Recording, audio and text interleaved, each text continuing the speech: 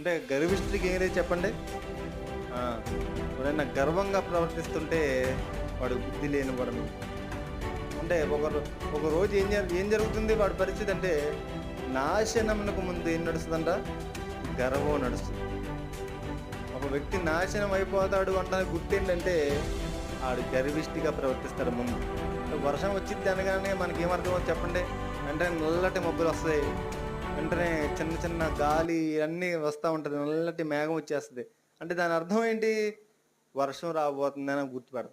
అంటే ఒకడు నశించిపోతున్నాడు, ఒకడు పడిపోతాడు, ఒకడు నాశనం అయిపోతాడు అనగానే అనేటువంటి దానికి గుర్తేంటంటే వాడు గర్విష్ఠయిపోతాడు. వాడి మాటలో గర్వం, వాడి చూపులో గర్వం, వాడి ప్రవర్తనలో గర్వం. దేవుడు గర్విష్ఠుని అనపశక్తి గలవాడని అణిచివేస్తాడంట గర్విష్ఠుల్ని. దేవుని వాక్యంలో ఉంది, దీనులకు తన కృపనిచ్చుననుంది. ఎవరికిస్తాడంట